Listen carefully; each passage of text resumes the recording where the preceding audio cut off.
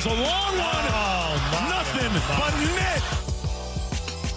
Oh, my goodness. Didn't see that coming. I'm diddly dee. Yeah.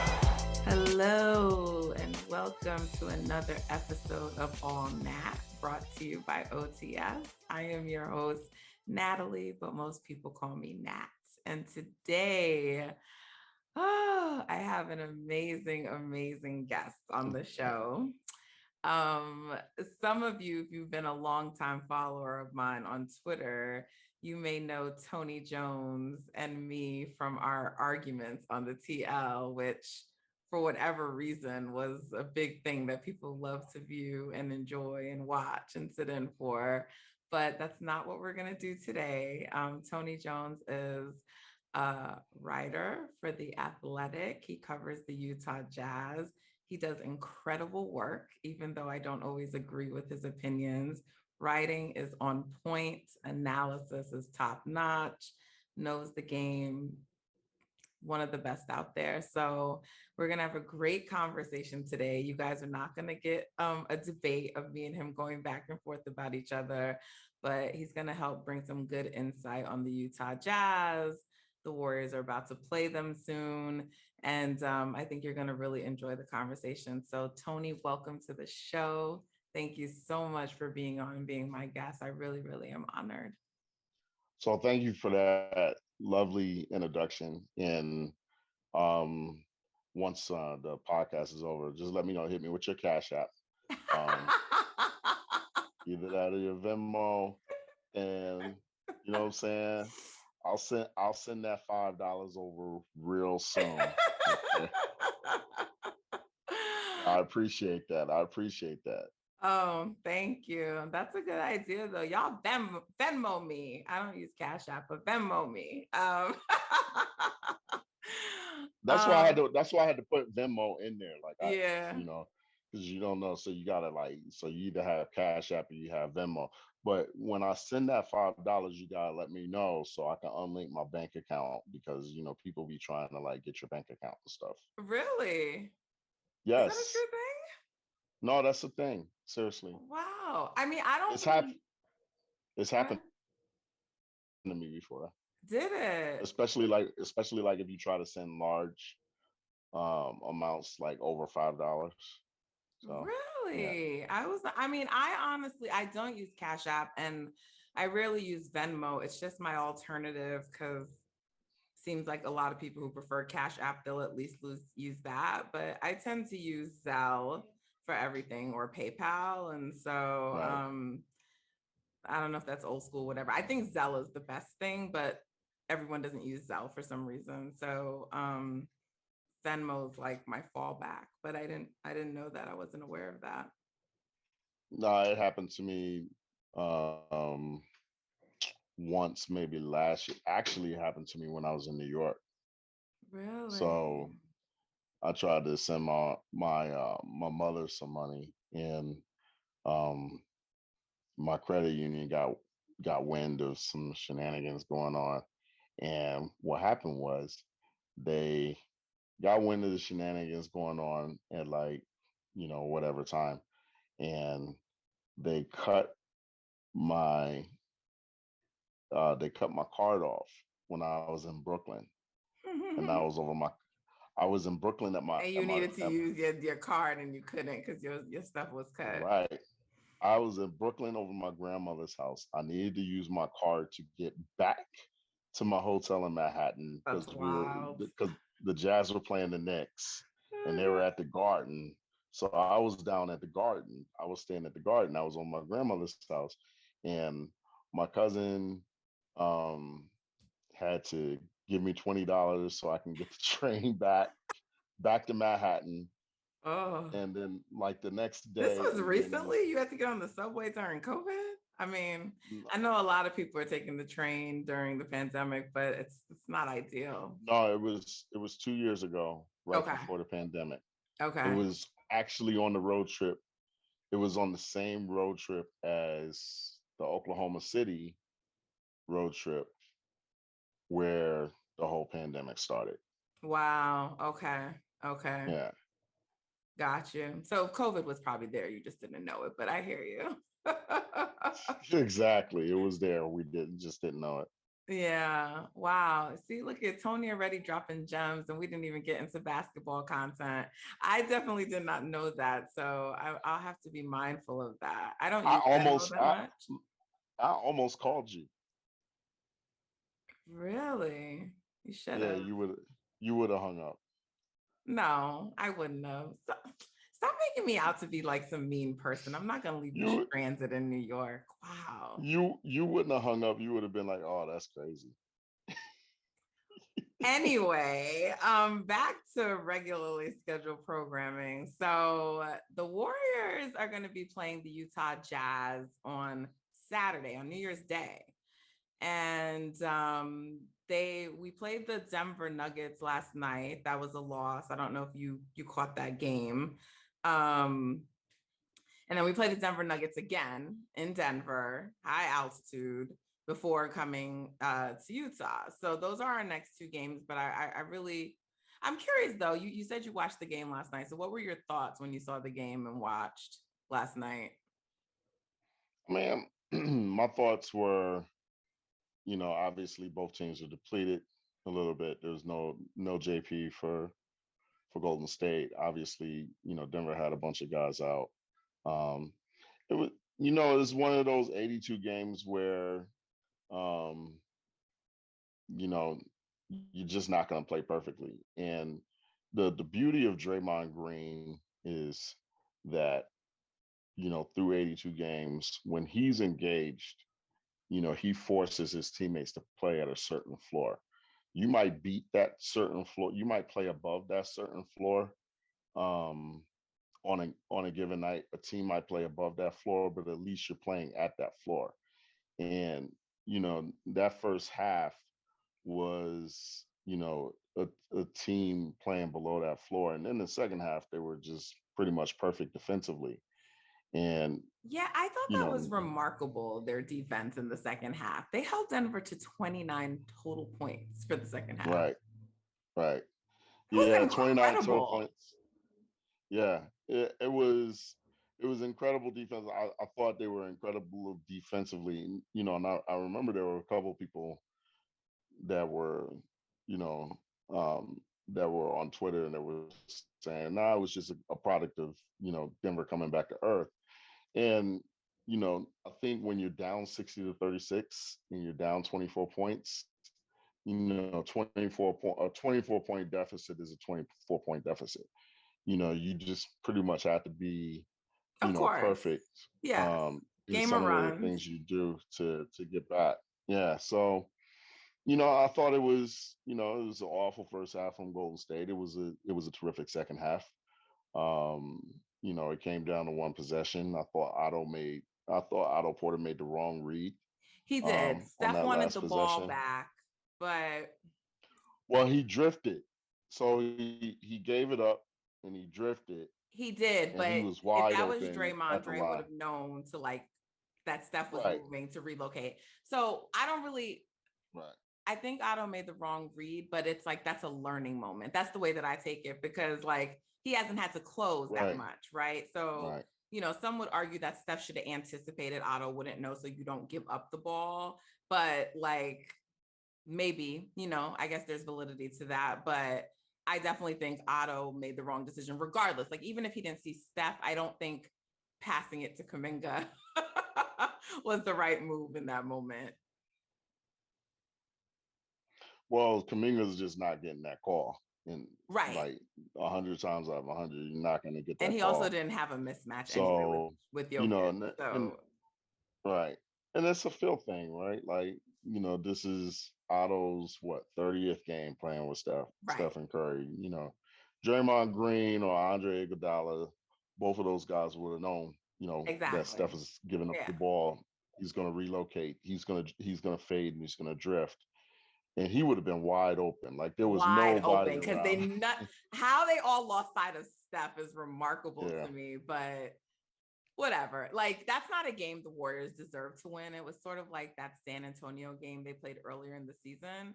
But I love that in both of those games, they fought back, like they came out lethargic. They had no energy. I think there's a level of adjustment that has to go on, right? Like you don't have Draymond on the court. So I look at like that first half as an adjustment period. I do think their energy was low, but I think it's also like, okay, you have to now get used to on the fly learning how to play without Dre, you know? So I mean, we still have the best record in the league. I'm not like overly concerned about the loss, but the takeaways, as you know, on Twitter can be quite drastic. So I was curious. Your takeaway seems very like even keel. So, but I was just wondering as like a media member because you know people were just like, oh, you know, like the takes were, oh, this team, you know, like their offense is not a contending offense for the postseason. There were some wild takes, you know, just a lot of stuff that came out of just a single half. Well, listen, you're playing 82 of these things. You're not going to be great for all 82. The key is to have more good days than bad days. You try to stack the good days. And I think the key with really good teams is not letting one loss turn into two losses or two losses Right. turn into four losses and those things. And that's how you set trends in the regular season, positively or negatively. Now, this is a rough stretch for Golden State. You got to go to elevation and play Denver. You got to play at Utah Mm-hmm. on Saturday. Now, the good thing for Golden State is that Utah will be they'll be on the back end of a back to back, and they'll be on their third game in 4 nights. And there's no guarantee that Donovan Mitchell's going to be there. He's out. We're recording this on Wednesday, so he's out on Wednesday night against Right. Portland with a lower back, and When did that that backs can happen? be tricky. So you don't know. It happened it happened against Dallas, kind of tweaked it, Okay. and he went back to the locker room. He got it stretched out, finished the game, dropped 30. This was on Christmas night. But everybody knew that, there was that, there was something there because, Right. in terms of when you got a bad back, you know it Which is and you walk not, like it. Right. I hope it's not severe though, because I would hate that for Donovan. Right. So he didn't make the current road trip, which is at San Antonio and at Portland. Um, but he's going to be reevaluated ahead of Friday night's game Did you guys against win the other Minnesota. game that he missed? Yes, I should say they you they guys. beat Did San they win? Antonio. They Yeah. they Yes. you guys for me is the Knicks. I understand. I Uh, understand. My bad. uh, Okay. But they won. um, yeah, but they won. They should be able to beat And Portland tonight. I mean, you would think, but like you said, it's 1 to 82. So Right. just a matter of how they come out. Um, I do admit Portland looks cooked. Yeah. So um, What you said earlier, I thought was a really good point about good teams, you know, and not letting it turn into more than one loss. The Warriors haven't lost a back to back yet. They haven't lost 2 games in a row. Outside of the Toronto Raptors game, which they just threw because they didn't send any of their players there, right. they haven't lost a game by more than 9 points. Um, like to me, those are all hallmarks of a really good team. Well, I think Golden State right now is one of the two best teams in the league, along with Phoenix. So I mean, you have to. I mean, they've earned that distinction from the way they've played, from their signature wins. Going on the road and beating the Nets, like that's a signature win, especially after that loss because they lost to the Hornets a couple of Right. nights before. So everybody's like, okay, yeah, rough road trip. You start the road trip off losing to the Hornets, and then boom, you got to go and you got to play the Nets, and they basically went and they kicked their ass. Can I say ass on Of your course. podcast? You know I curse like a sailor, so you know I don't care about cursing. I don't listen. I don't know your rules. I don't know There are your no rules. rules. There are no rules because I don't invite foolish people onto my show. So as long as you're not saying foolishness, then there are no rules. And so, they actually both of their road trips were kind of duplicative because they lost the first game on each road trip. And then because they threw away the Toronto game, but basically won all the games after that. So I remember in the last road trip when they lost to Philly, and I was at that game, they lost to the Sixers. And I was like, oh, maybe this will be just like the last one, lose the first and go win the rest. And I don't want to just assume they would have won in Toronto, but they probably had a high chance of winning in Toronto had they went there and played their guys, which ultimately really was a smart decision. I was questioning it at first.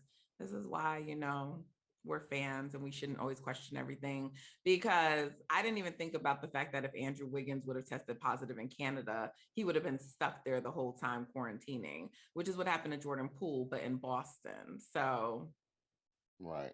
yeah. Well, the best thing I say about the Warriors right now is that they're the best they're the best defensive team in basketball. Like, Their they get defense is stops. historical almost. And the thing about their defense that's even better is that it travels, right? So you know that from night to night, you have something that you can lean on.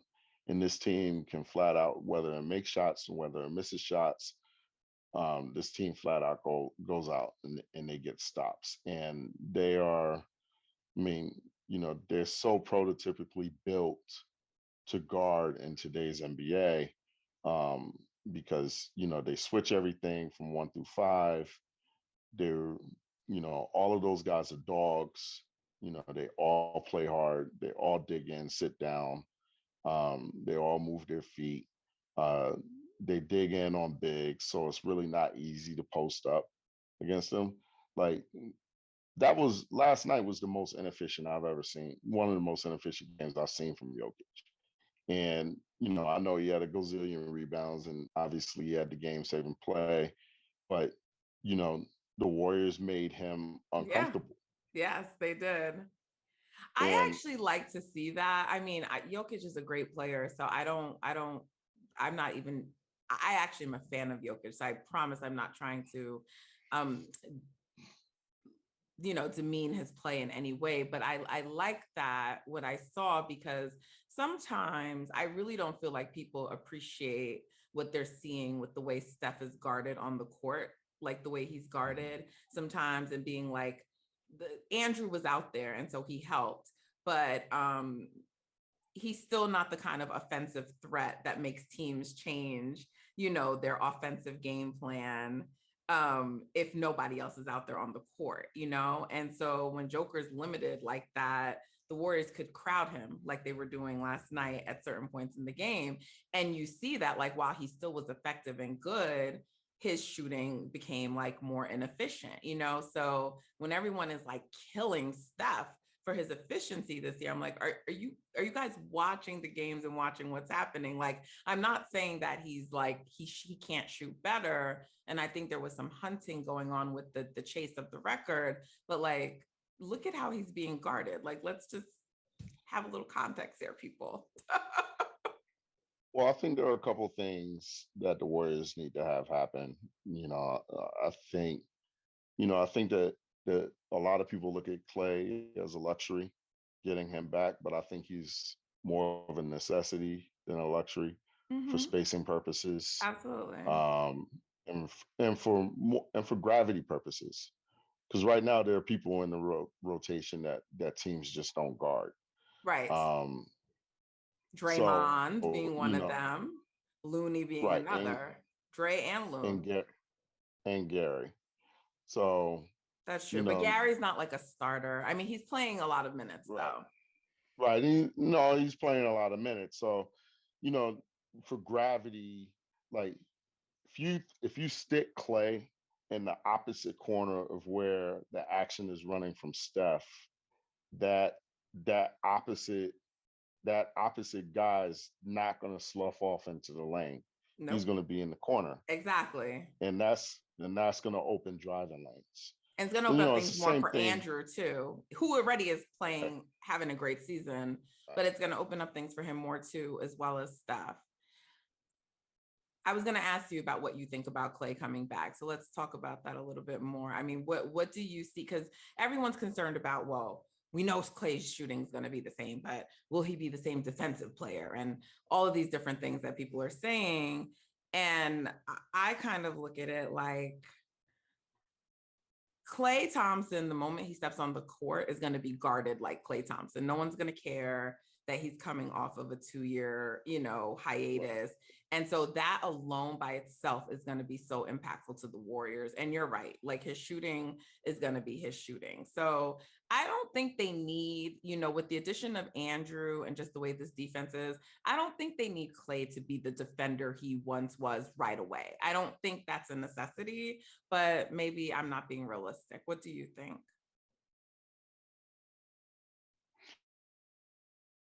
Well, I think the positive, like you said, is the space and the gravity. Gravity is a real thing in the league. It's like, and I use Bojan Bogdanovic, for example, right? People are asking me, are the Jazz going to trade Bojan Bogdanovic? And my answer is, I don't think there's a chance in hell that the Jazz trade Bojan Bogdanovic because he means so much in terms of the spacing of Utah's offense. And he means so much to Donovan Mitchell and Rudy Gobert because if you put Bojan Bogdanovic in the corner, nobody's sloughing off of him. And that's the same thing with Klay. Like you put Klay on the floor in the corner, it's automatically going to open up spacing. It's going to alleviate spacing issues then in Golden State's offense. And that's a scary thing because their cutting and their movement and their on and off ball screening is, to me, is already the best in the league. And it already generates so many backdoor cuts. It generates easy layups because all those guys so well in that system. So you put Klay in that system, it's automatically even going to make it even better. Now defensively, Klay's got to prove that. I thought Klay was one of the best, maybe even the single best perimeter defender in the league in his prime. And so it's going to be tough to be as good defensively, just by the nature of coming off of an ACL and an Achilles. Does he need to on this squad? It's interesting. I think it's an interesting answer because as much as it's sacrilegious to think that Klay could hurt you defensively, the thing that's the hallmark of Golden State defensively is they play 5-as-1. Like you see all those guys moving in 5, the way they switch, and the way all those guys guard on the ball. That if you got one guy that's not guarding, it could throw off the whole thing. And it could put you in rotations that you don't want to be in.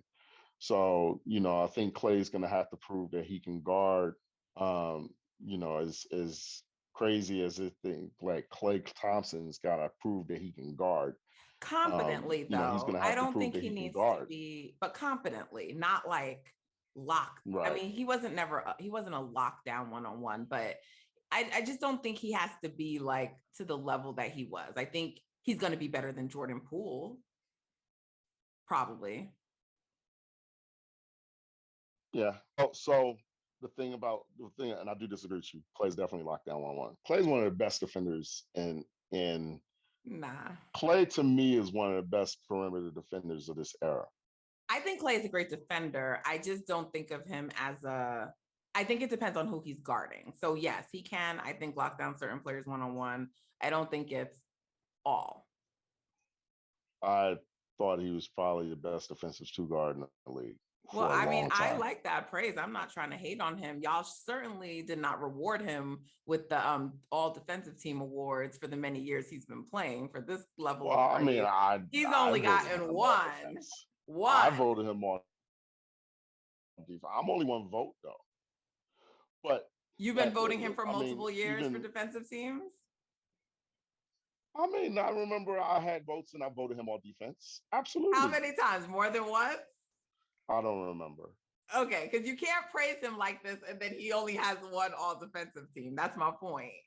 but I mean, there's hundreds of voters going. I'm only But you're one saying you vote. think he's the best. I'm just saying, did your ballot reflect that for I multiple thought, years? I thought, I thought in his prime he was the best defensive shooting guard in the league, and Okay. I thought that that was such an underrated aspect of of the dynasty of the mid 2010s Okay. because he was so good defensively.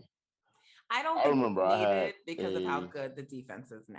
I guess that's my point. So I think as long as he's not hurting you, as long as he's not a liability, I think it's fine. They've shown they can defend well, he's without not gonna Dre on the court.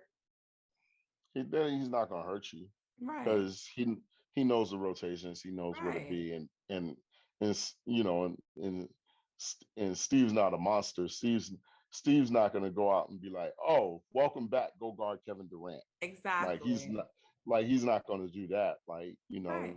he's so Andrew's there um now. So he's gonna like, Andrew's right. Andrew's been terrific yeah. defensively. I think Andrew should be an all-star this year. That was gonna be my next question. See, you're reading my mind, Tony. Thank you. Okay. And Talk I through. am not just saying this because this is a Golden State podcast. Like, I legitimately think he should be an all-star this year. No, but can you please articulate the reasons why you think Andrew should be an all-star? I know my reasons why I think that, but I've been seeing a lot of ballots, and obviously these are fan votes, but people aren't voting, you know, for Dre. Like people think not Dre, Andrew.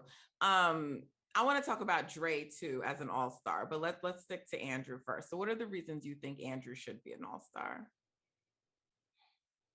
Well, there's three main ones. Number one, he's defending at a first team All NBA level. That's number one. Number two, um, wait a minute. Is it three reasons or is there two reasons? Well, it might be two reasons. Listen, it Okay. might be two reasons. So typically, right? Like if you're the number one seed or even number two seed, but if the Warriors are the number one seed at the time of coaches battling, right? You usually get a lot of all stars.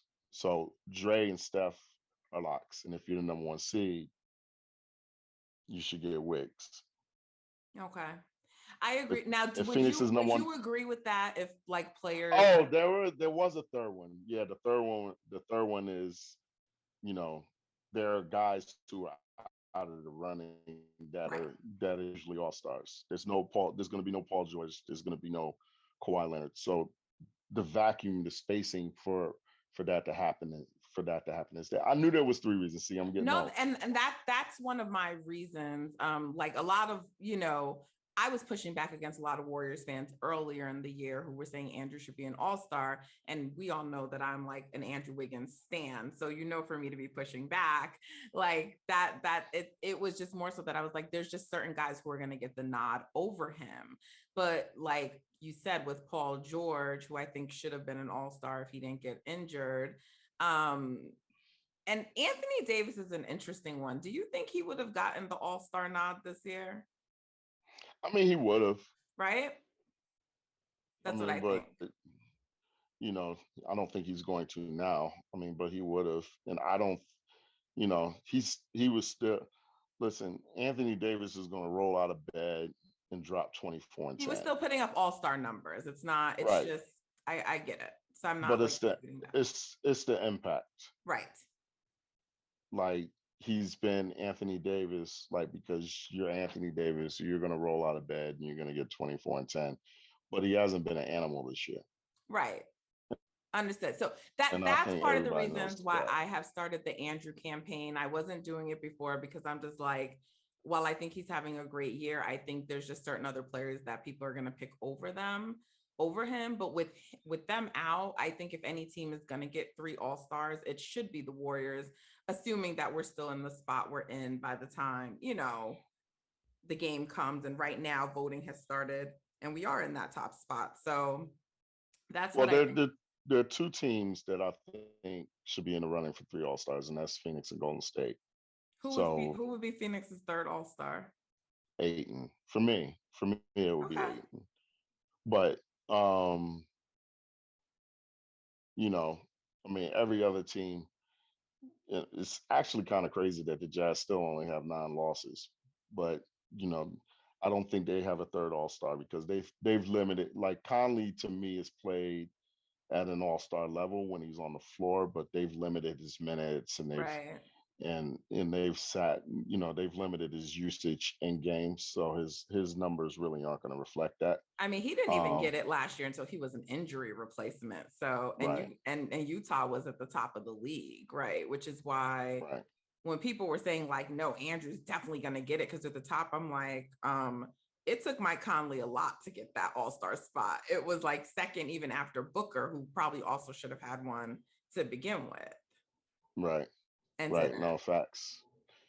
So I mean, so it's those two teams for me, should both be in the running for a third All Star. Whether they get that third All Star or not, those are the two teams that if you were going to get 3 All Stars from one team, that those would be the two teams that would get it.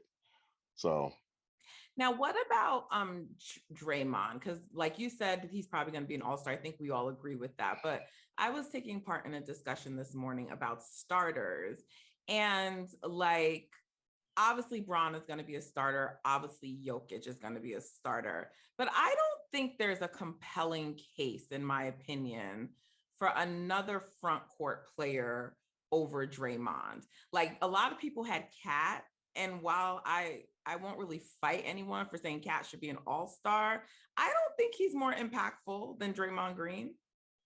I get that he puts up a lot more numbers, but I don't think the impact is there to warrant that Dre shouldn't even be in consideration for a starting spot with all the other people who have gone down. wait a minute. So now that I'm thinking about it,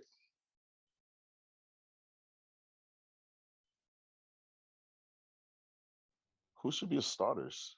So all right, Jokic should Steph be a is a starter.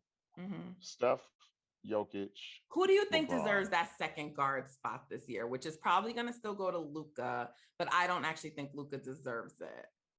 Why is it going to Luka? I'm just because he's a fan favorite, I think, and people are going to vote for him. I know the media That's and like the 50% of the vote, though. right, but if he gets an overwhelming number, he can still trump that, right? So I don't the think he should second, be, but I'm curious who should be the second guard. all right. So for me right now, I think there's 6 guys for 5 spots, and I think the 6 are Wait, which 5 spots are you talking about? Oh, just the the starting lineup. the 5 star. So I Okay. think there's 6. I think there's 6 guys for 5 spots. So it'd be Jokic. The 6 would be Jokic, LeBron, Dre, Steph, Chris Paul. 7 guys for 5 spots. Chris Paul, Devin Booker, and Donovan Mitchell. Okay. So I'm not 7. putting Chris Paul as no starter, but okay. I'll hear the Donovan Mitchell and Booker, not Chris Listen, Paul. listen. You gotta put it aside. You gotta No, brush it y'all off your have to shoulder. stop with We this Chris gotta be Paul we shit. gotta we No, gotta be objective. We've gotta be objective. I don't have to be. You are a media member. You need to be. I don't need to be. This is a podcast. This is objectivity. No, who says it's a fan podcast? I'm a Warriors fan.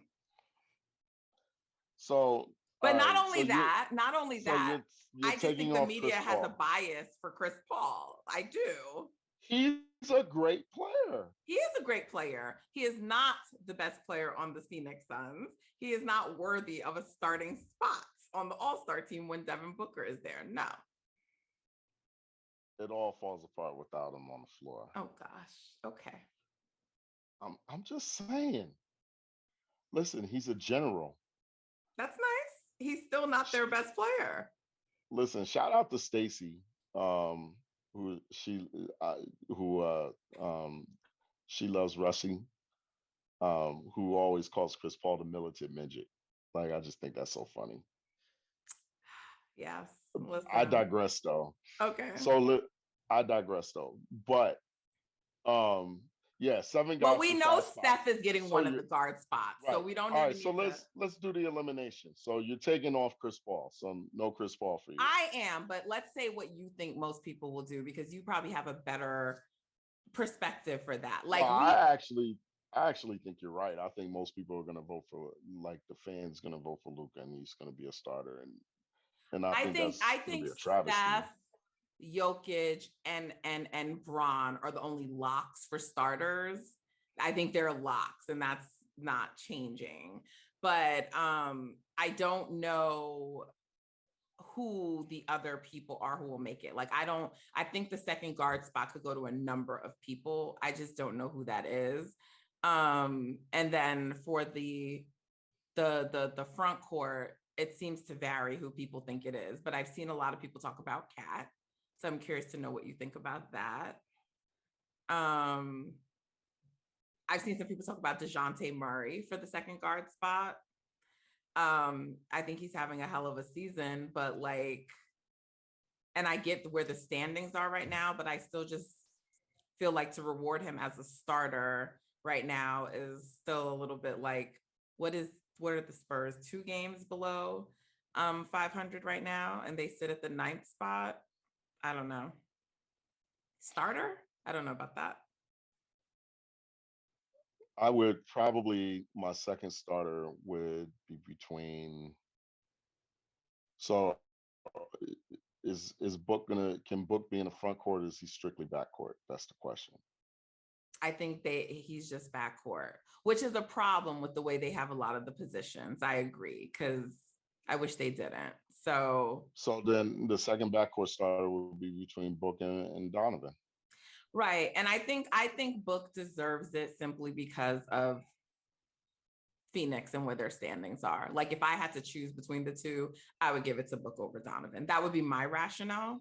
But I mean, I think they're kind of having comparable levels of seasons, in my opinion. Yeah, you reward winning.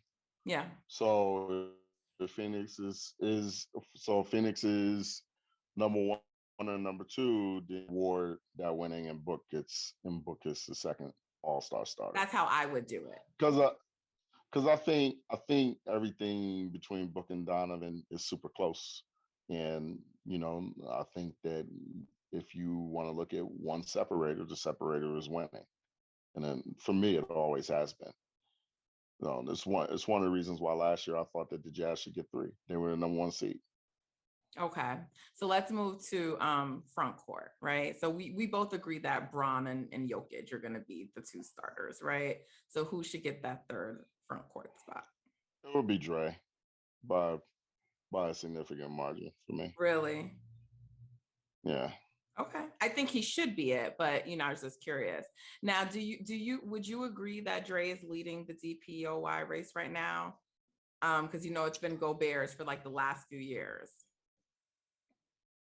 Probably not. I think they're neck and neck. Okay. What would Dre have to do to like really come ahead? Well, I think the case for Dre right now is that number 1, he's one of the 2 best defensive players in the league. And he's the best defensive player on the best defensive team in the league. So that's the case for Dre. The case for Rudy Gobert is that, and I cover the Jazz night to night. That team, by the numbers, is a top 10 defensive team, and they've got 2 defenders on that team right now. Rudy and Roy O'Neal. Who are the defenders on Golden State? Like everybody. Stephen? Everybody locks up. Oh, are you trying to give me? Are you giving Stephen his props? Steph. I've said on Twitter that Steph is playing defense a level I have not seen him defend that. I missed that tweet. But everybody's locking up. Oh, you missed it? I missed that tweet. You were probably that's because you were too busy sticking your Tony Jones doll with pens. Okay, cool. That's why I'm in quarantine right now. Yes, I didn't know if we were telling the people. That's why I'm still in quarantine. Tony is Um, gracious enough to be on the show despite being, in protocols right now. And I I'm, myself I'm, guys, I'm fine. I I just came feel out of fine. protocol. So we're in this together. Yeah, exactly. So yeah, no, Steph has been tremendous defensively this year. Okay. Listen, and there are two things. There are two school of thoughts with Steph defensively, and I've always given him props for one thing. And this year, he's actually gone beyond that. So I've always said Steph is an average defender who he's competitive defensively, like he tries, which is more than 80% of the other superstars um, in this league. You look at 80% of the superstars in this league, especially on the perimeter, and you're like, okay, this guy doesn't really try defensively. Right. Steph tries. That's number one. And number two, Steph has typically always been smart enough against probably everybody but LeBron James and putting himself in positions where he's not caught in space where he can't get exploited. So that's number one. But number two, this year, I think he's actually been a plus defender. Number one, because I think he's gotten a lot stronger. Um, so he doesn't cede his space nearly as easily as he used to. And number two, I mean, he's just gotten after it. And those are the hallmarks of the all-time greats. They look at the things that they don't do, and they get resolute about doing them well. Like, LeBron looks that he's like, okay, well, one day I'm going to turn 36. How am I going to score? Because I can't just jump over people anymore. So Right. he went to the lab and he got skilled. So, you look at Steph and he's like, okay, people are like, okay, I can't defend. And, LeBron's hunting me on every trip. So what am I going to do about it? So I go into the weight room, I get strong, and then I come out and I become a dog defensively. And Steph's been a dog defensively this year. So, to me, I think that he's defended at a really high level for anybody, not just for him. Like, you know, last year or the year before that, I'm like, oh, Steph's really trying defensively. He's really being competitive defensively. Props to him. This year, like you look at him and you're like, Steph's a good defender, period. Period. Period. Um No, because the whole hunting thing too, to me, was always a little overblown. Not that teams didn't hunt him, but that it was two things. One, it's well, when you're on the floor with Andre Iguodala, Clay, Dre, someone has to be hunted, right? Like Right. he's just of those guys, he's the weakest of them. That didn't per se mean that he's just bad completely. And the hunting didn't really work out for many teams. So they would do it, but they weren't like that successful at it, I know people point a lot to 2016, don't want to relitigate that, but like he was compromised. That's my position on that. So outside of that, though, I don't think there's really a time that anyone was hunting him where like it paid off and they just had some crazy advantage. And many teams have tried to do it. So I just always felt that it was like overblown, but I'm glad that he is starting to get some recognition for his defense, real recognition this year. So if someone like Tony can admit that, guys, and me and him argue about stuff all the time, look, there's hope in the world. Listen, I need to clear something up here for the Golden State fans because I love y'all. All right. I think Stephen Curry is an all-time great. Okay. Mm-hmm. And I've always thought he is a great player. Okay. I just don't think he's as good as LeBron James. Okay. That's it. That's all. That's fine. Like, and LeBron James is, depending on who you talk to, okay, LeBron James is We're second not best gonna player in do the league this. We're not and even gonna have ever, this conversation. or third, or fourth. He's But top five. but the Listen, point that's is that's a high bar. The it point is, I think Steph is great. Steph's career Okay, is and I not want the done record yet. to show. I want the record to show that he's great. That Okay. Tony Jones, I think he's a great player. What I advocate for on behalf of Steph and what most Warriors fans do is not so much that anyone has to declare him better than LeBron. It's that the dismissiveness that comes with the idea that he could elevate himself into the top 10 all time, or these other, you know, you know, have a higher status than what people originally thought his career could be, is like, that's what's like annoys us. It's like, you cannot keep saying a man who has like this number of accolades and who appears on lists with the all-time greats isn't as great as them. Like, at some point, people have to start having like serious discussions. Like, you're not just winning 3 chips and maybe possibly a third MVP because like you're not up there in those conversations with them. And that's all we're saying. Like, y'all need to reassess. And his career isn't done. So let's let the man's career finish, but you got to start rethinking some of your rankings and who's who. That's all I'm saying.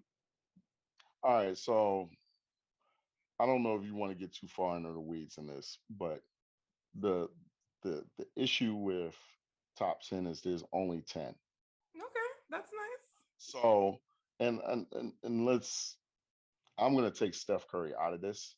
I don't But have him top if 10 you right now, by the way. I don't. I have him top 15. I'm gonna take no, I'm saying I'm taking him out of the conversation, but you look at Okay. it like this, right? If you look at it like this, I personally think, you can have like 12 names for 10 spots. Okay. You have Mike, you can have LeBron, you can have Magic, you can have Kareem, you can have Larry Bird, you can have, Wilt, We know the list. Shaq, I agree with Duncan, you. Kobe, Hakeem, right? Like, you list those 10 guys, you haven't even listed Bill Russell or Oscar Robertson yet. I understand the And you see implication. Yeah, but the you point see how is, hard the realm is. yeah, but I Right? like the point is the dismissiveness. Like, you can't keep dismissing a guy with his resume and just saying, no, no way, no chance. That's my point. It's like, at some point, someone will crack the top 10. Like, those guys are not the top 10 forever. There's other players that will come after them. And there's another player who is doing some serious damage. Y'all cannot I keep think it. there are two You guys. can't keep ignoring him because he's 6'3" That's- and because he's not the prototypical point guard and because he's light skinned and all the other shit. You got to acknowledge what he's doing. You have to. I think there are two guys that are playing right now who could feasibly end up in the top 10. I mean, obviously LeBron's in the top 10, but there are two other guys that could feasibly end up in the top 10. One is Steph and the other is Kevin Durant. And maybe So Giannis. We have to see. He has some more time. actually, yeah, 3. Giannis is his resume for 27 years old is actually insane. Right. So I think it's those 3. And that's So, all. yeah. But it's just like the dismissiveness doesn't come with Giannis. It doesn't come with Kevin Durant. It only comes with Steph. And that's what our pushback is. Like, you got to stop dismissing him like this. That's all. Well, I think Steph has reached top 15 levels. Yes. Correct. So is he 33 or 34? He's 33. He'll be 34 in March. So he'll be 34 in March. So he has, the next 6 years to include in this year to add to that. Yep. And I think he will. So that's my opinion. Obviously, I am biased, but I also think if you're a Stephen Curry fan right now, like, the thing that you have to be really happy about is that his game is aging really well. exactly. Yes.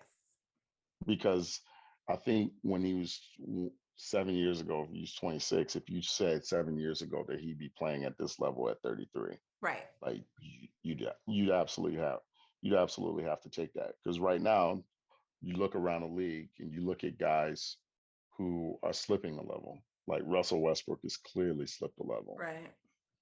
And James Harden's hot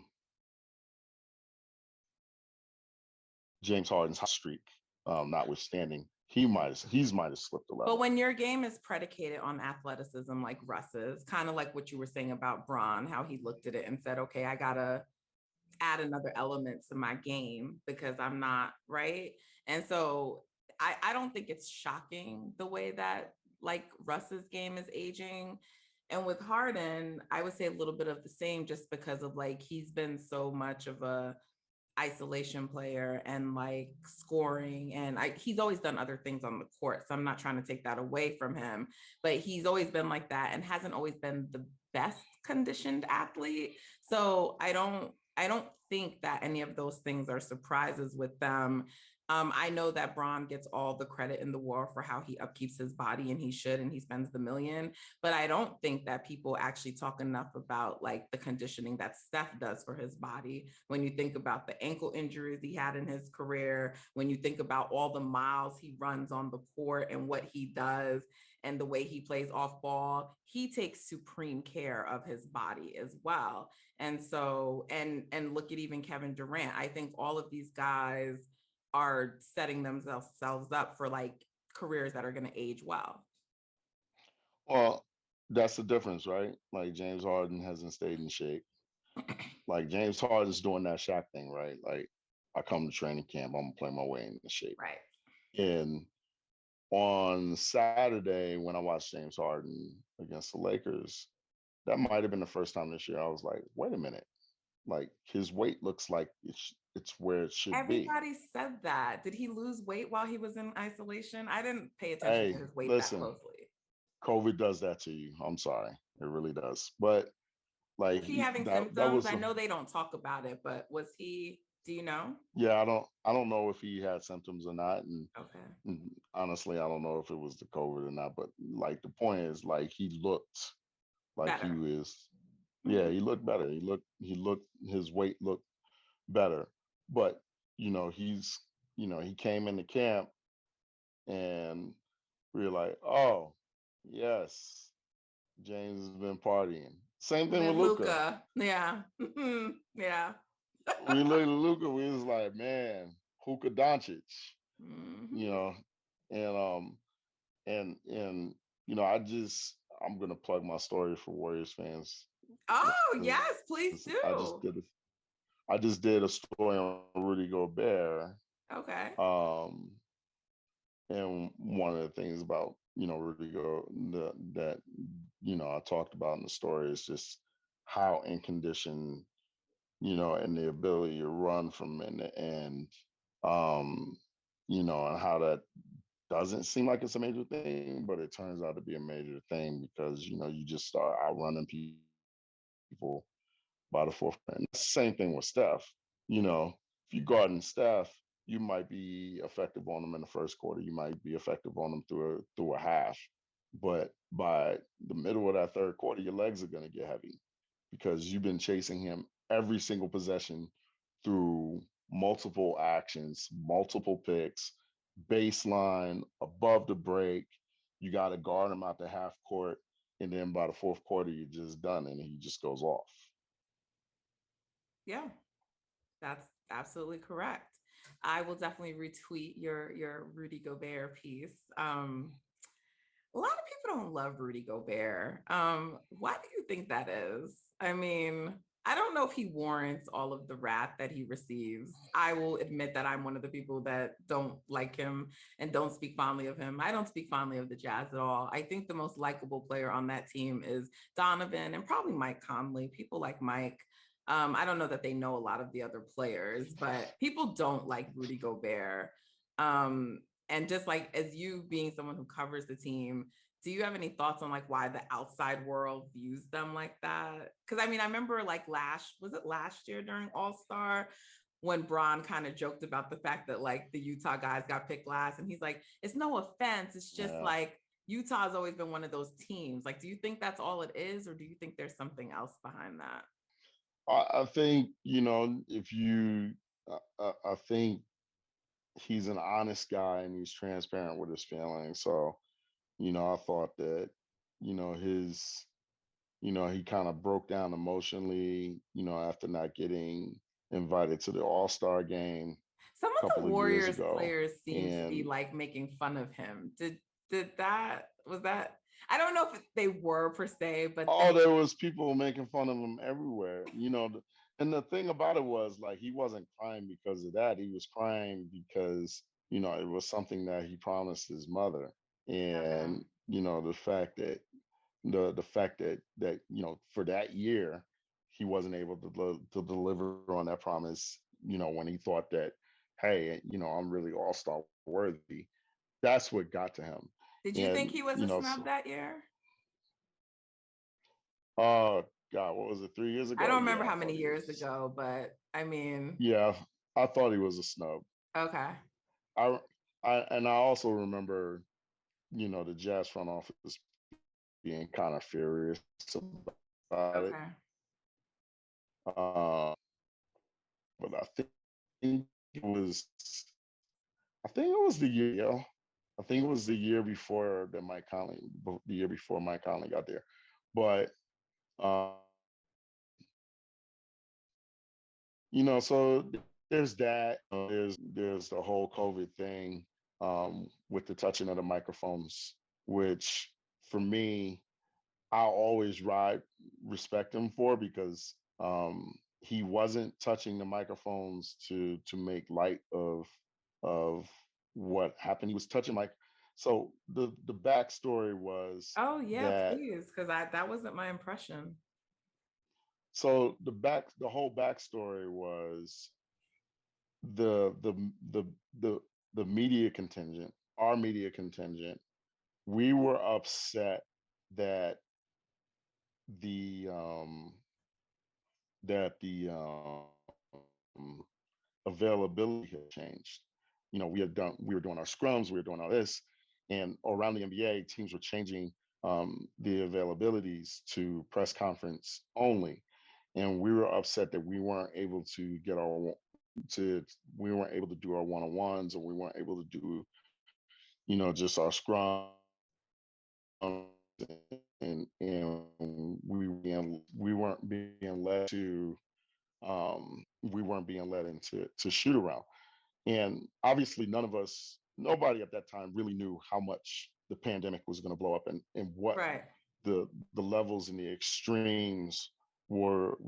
Everybody was going to have to take the extreme measures, because right now, like we get press conferences and we're like, oh my God, we got press conferences and not Right. Zooms.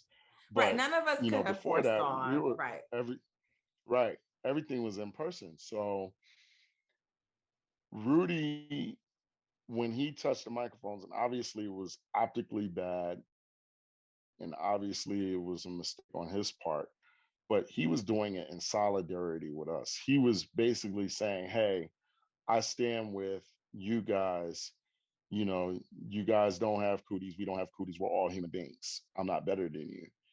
And, you know, he was really actually standing up for us, instead of, and he wasn't making fun of COVID. And I, I read as a reporter Wait, that, hold on, because Tony. Wait a second, because like I don't know, the Wi-Fi thing is like going a little in and out. So you were saying he was standing up for you guys because it's like you're humans, I'm human, we don't have cooties. right, Oh, okay. exactly. So, the whole thing got blown out of proportion and misconstrued. And, Yeah, I mean, you know, I'll tell to, you, when I viewed it, I was like, this guy's such an ass. But right. even though you're And telling me this, I still don't know that I'm like that compelled. well, it was still optically, it was still, like I said, it was still bad optically. But, he was actually standing up for the beat writing contingent, the jazz beat writing contingent. And he wasn't trying to like actually like, quote unquote, make fun of COVID or the pandemic. Um and and then it was incredibly unlucky that, he tested positive like the next day. you know Yeah, you can um say that again. I definitely know the COVID thing definitely played a role into it, and possibly like um Donovan is the more liked player on that team, right? I mean, that's just my observation. Do you sense the same thing? I'm not saying by teammates. I'm saying Well, I like think by the outside world. what I'll say is that Donovan is almost as liked as any player in the league by his peers. Okay. You know, I mean, it's like, oh, the San Antonio Spurs are coming in town. So and so is Donovan's boy. Oh, this team's coming in town. Okay. So and so is Donovan's boy. And you're like, and then every Donovan has friends on every team. Like that's Okay. just how it is. So, I think that has an impact. You know, especially among the players in the league. And I think that the fact that people think that they can go at Gobert on the floor, I think that has an impact as well. So Why do they I think think that that there's though? an I mean, he's an accumulation of elite stuff. rim protector, and I mean, he annoys me, but he's a good player. Why do you think so many people try to go at him? And a lot of people do on the court. Well, I mean, when you're on top of the mountain, like you want to take that person on, and so you see guys are going to try to go into the lane and punch on him, or guys think that, hey, I can isolate him on the perimeter in a playoff setting and I can go at him that way. um And you you know actually think that he's a decent perimeter defender. Like you think like our perception that he's like not that good on the perimeter is not accurate, right? I think he's a very good perimeter defender. Okay. um he's gotten a lot better at it. He knows how to um give space and recover with his length. um and he knows how to contest on the perimeter. So, So by when the they've had numbers, issues defensively, it's not really because I've seen people make this argument that it's not really about Rudy, but it's about his other teammates, the help. Like others aren't recovering and helping him, so he's just left out there on the island. Is that a fair assessment? And if it is it still true, or have they gotten better? well, I think that he's both their best interior and perimeter defender. Let's put it that way. Okay. Okay. What about Donovan's defense? Is he better? Because he's been a little sketchy, in my opinion. But I think he's better at I think he's better in terms of he's competing defensively. I think he's gotten to the level where Steph was at, where Steph, night to night he competes defensively. okay. He puts himself in good spots and doesn't let himself get in the spots where he can be taken advantage of. And I think Donovan's gotten to that level, and he's certainly good defensively than he has in the past, and I think that that's important. Okay. I want to talk a little bit more about their matchup, but before I do, I just know that there was like some news. I think it happened in the off season, right? That Dwayne Wade became a minority owner. Was that in the summertime? Did that happen? It was in the off season, Yeah. right? When did that occur? It happened last year. Last year. Okay, my timing is off. But that did happen. Like, was that meaningful for the org? I mean, like, I don't know, do the players in any way, like, are they excited about it? Do you think his addition has meant anything, and will it help the Utah Jazz in any way going forward?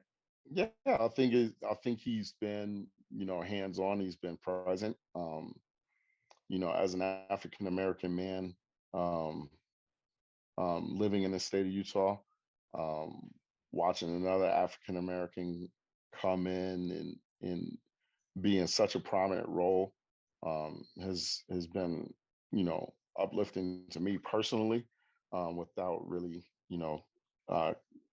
outside of my coverage. Um, so I think that it's been a really good experience. I like the fact that he's been, a lot more day to day in that job than I thought that he would be. I think that he has a lot of trust in the organization. I think he has a lot of trust from owner Ryan Smith, majority owner Ryan Smith.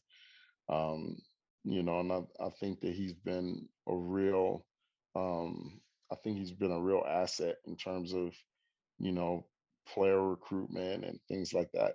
Really? You think that's why the other Rudy went there? Well, I think Rudy Ocho, we call him Rudy Ocho, but Rudy Gay, I think Why? Rudy Why Gay, Rudy Ocho? because his number is 8. Number? Yeah. Okay. Yeah. Is that always a nickname So for we him? had And to I'm call. unaware of that. No, Oh, man, it's you, we were trying to Jazz come fan. up with, yeah, you know, Okay. Rudy Because part there's another 2 or Rudy, so you needed like another right, way. Okay, I got you. Rudy squared, things like that. So, I see. um, but he came because the two people who had really, Mike Conley and former assistant GM David Morey really had a big role in bringing Rudy Gay to Utah. But obviously Dwayne Wade's um, relationship with Donovan and his relationship with players around the league, and I think the hope there is that it pays off in future free agencies. That would be huge for Utah. Like I really didn't consider that, but because that is not a free agent destination. If Dwayne Wade can convince a player to come out there, that would be pretty big. And that's gonna be a Yeah, tough well, sell. they've actually done pretty well in free agency of late. I mean, you know,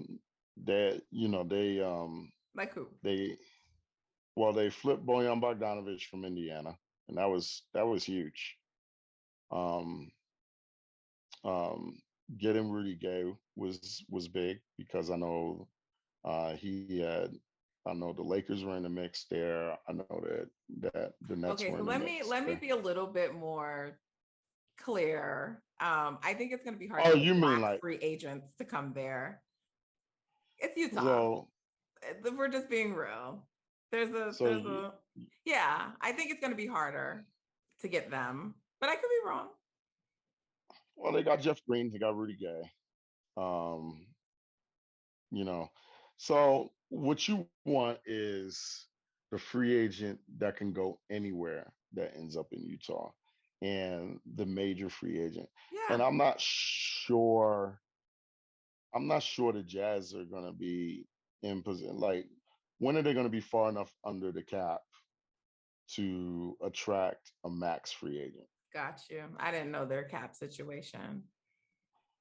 Like, Do with they have Donovan and any Rudy, money though? Even if it's to get like maybe not like a max player, but like what is their situation to work with?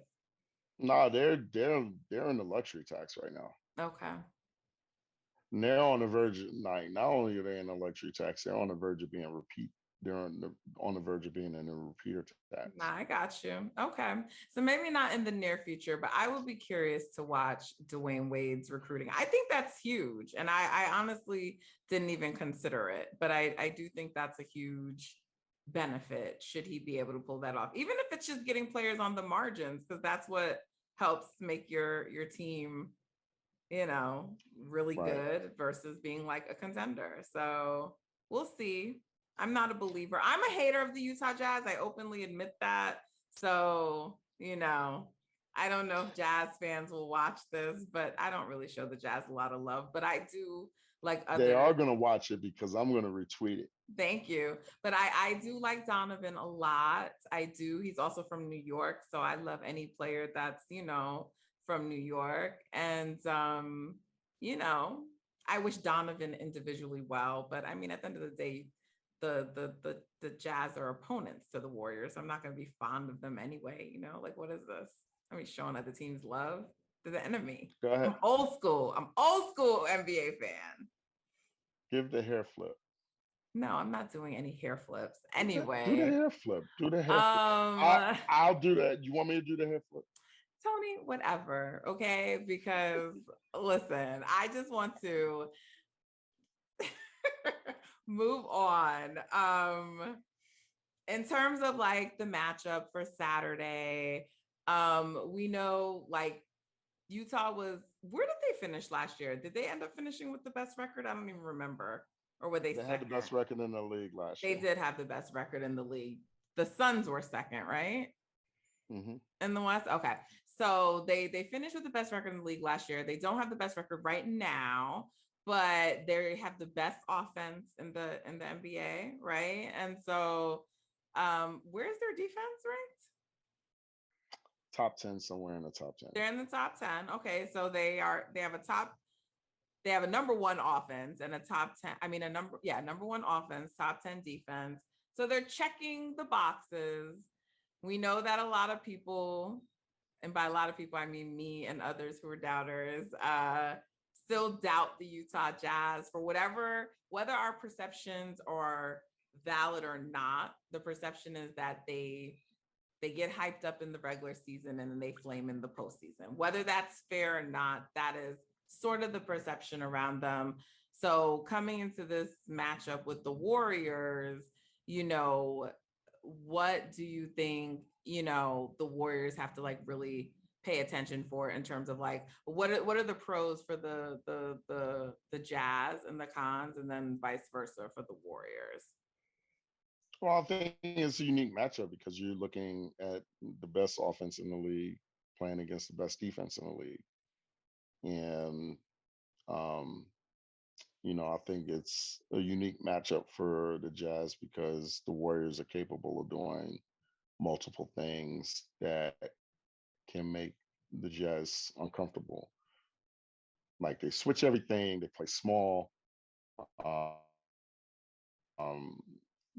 And the thing I love about the Warriors is that they make the game chaotic, and they're the best team in the league at making the game chaotic because you got to sell out so much to guard Steph that it hurts you in the rebounding game because you don't have your rebounding lanes, and they get a lot of offensive rebounds that way and kick out for threes, and they turn games into track meets, and they pressure you so much defensively, and Dre's chaotic and all over the place on both ends of the floor.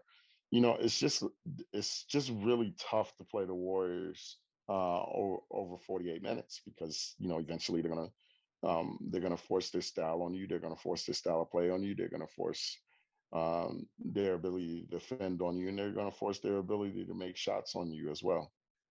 What do you think? I mean, obviously the team personnel has changed for both teams on some level, but what do you think, I guess, that's changed about the Utah Jazz that would make it a different matchup versus when Golden State has seen them in the past before in the postseason?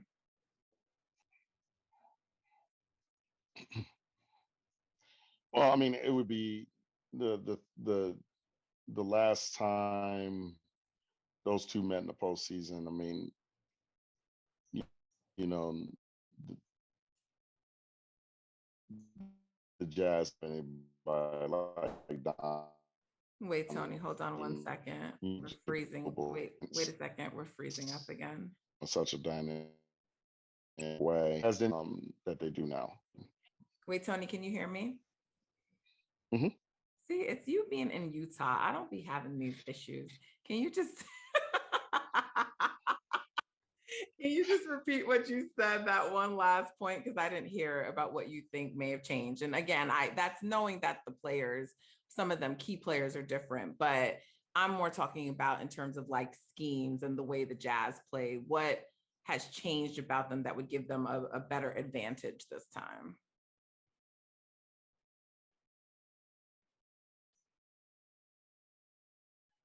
Than everyone. Well, the Jazz are a better shooting team than they were, 4 or 5 years ago when these two teams met. And, and Donovan gives them a more dynamic presence offensively than they had. Do you think that shooting is sustainable? Like into the postseason? Oh yeah, because they have so many.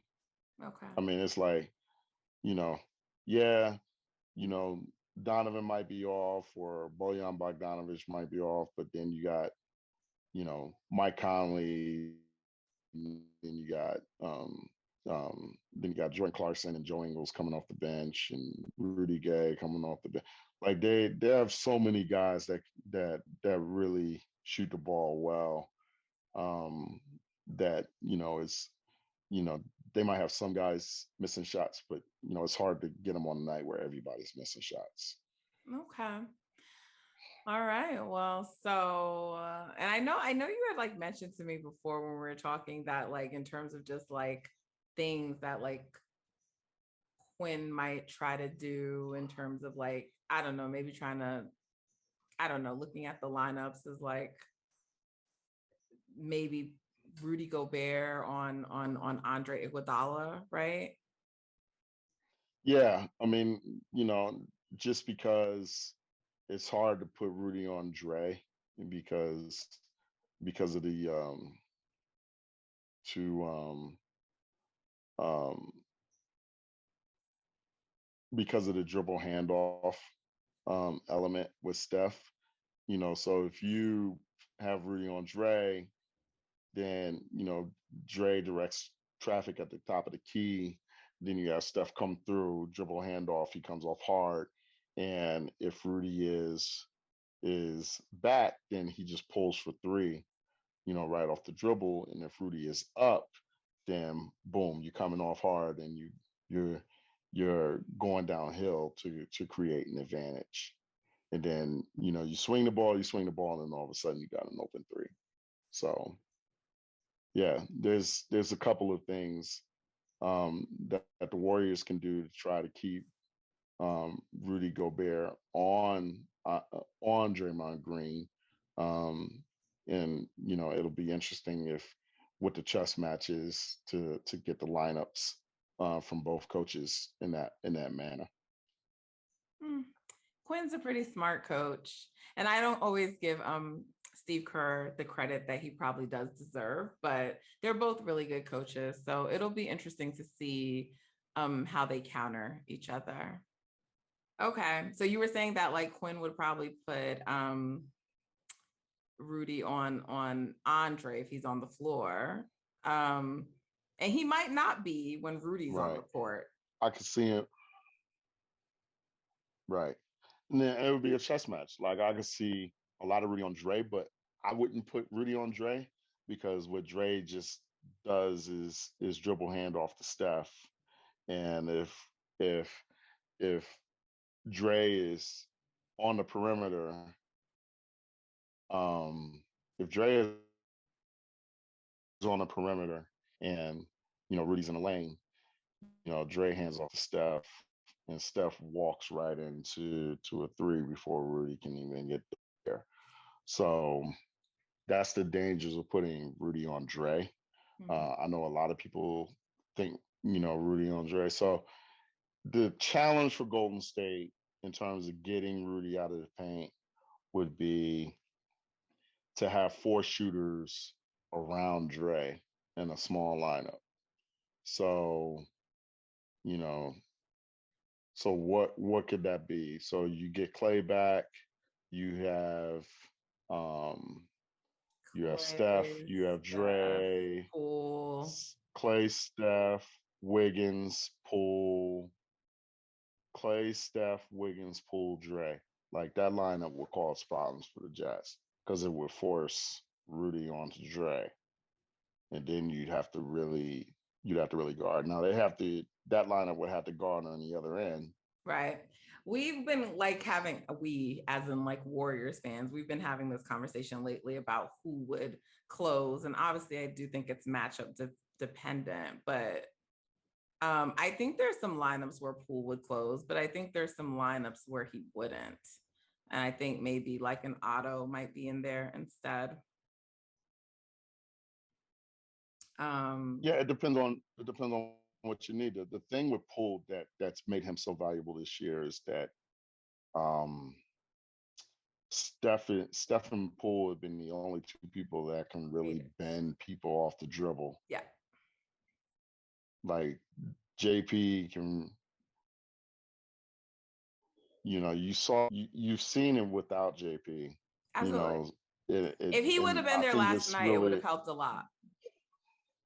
right.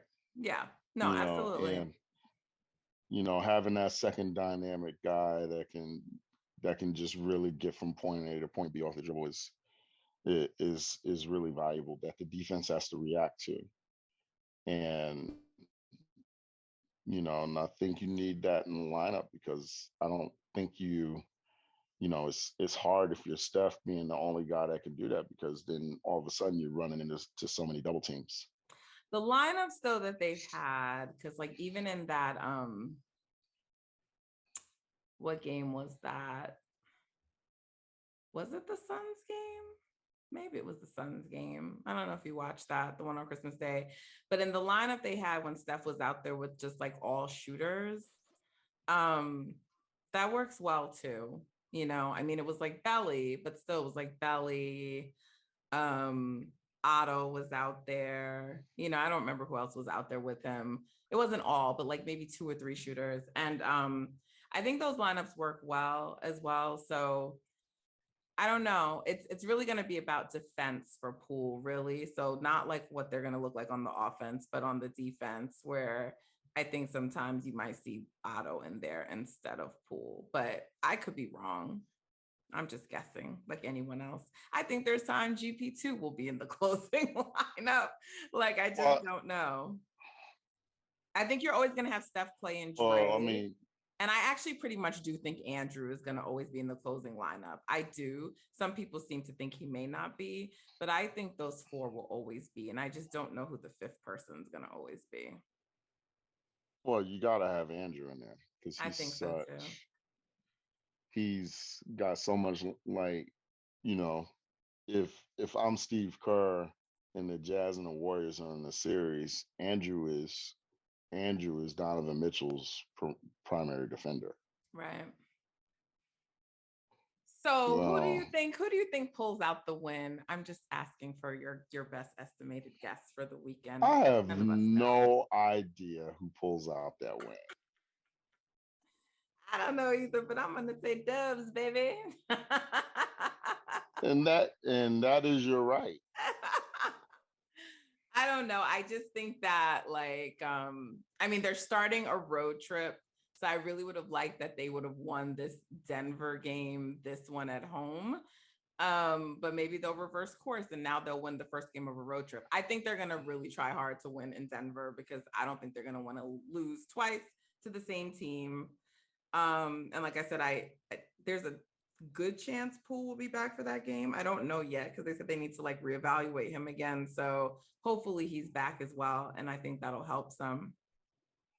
Well, he's going through I think he's supposed to be going through. You think what? A work a day. He's going to be back. I think he's going to be back. Yeah. Okay. I think JP will be back. I do too, but until they announce it, we don't know. I think the Jazz are at a disadvantage because on Saturday, they're on a rest disadvantage. That'll be their 3rd game in 4 nights, 2nd game of the back-to-back. Secondly, to be honest, the Jazz have been a better road team this year than they have been a home game team. Really? They haven't played well at home. I didn't know that. Yes. They have a better road record than home record? They have 6 losses at home. Wow, I did not know that. They are, what is the record? I think they're 22-9. They're 11-6 at home, and they're 11-3 on the road. Interesting. Look at you. You see, you just 2nd record. Dropping all the gems. Just spitting, just dropping numbers. Oh my goodness. Yeah, I'm looking forward to the matchup on Saturday. I know everyone's kind of been waiting for like the Warriors and the Jazz to play. I hope the teams are close to full strength, so we can get an idea. Yeah, I'm looking forward to it. Are you looking forward to covering it? Will you And get to you're gonna cover it? see it. You don't even know if you're going to be out of protocols by then, will you? I won't be out of protocols. But I do you get out cover on. games from a distance? Like, do you watch on TV and then still write I'll about watch. them? I'll watch it on TV and write about it. But Okay. Okay. so right now, all of the availabilities are in Zoom. So on Zoom. So until the Jazz change that, it doesn't matter where I cover from anyway. The Jazz haven't been hit with any players in protocols though yet, have they?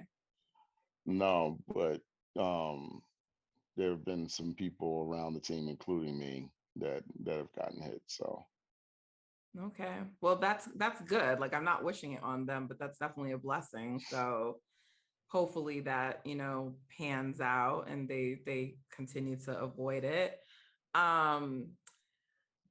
Tony, this has been wonderful. Guys, I know that you've enjoyed my conversation with Tony. He's definitely going to be back on again. I mean, we played with Utah multiple times this year. I won't have him on every time, but we're going to definitely have another conversation before heading into the postseason, right, Tony?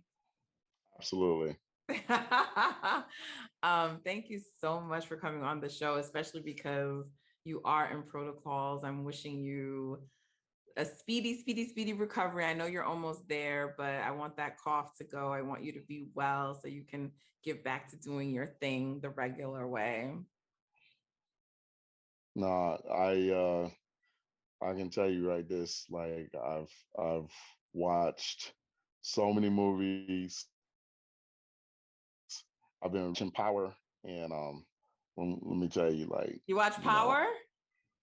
Oh man, like listen. The new wait, were you caught up on all of them? Which Power were you watching?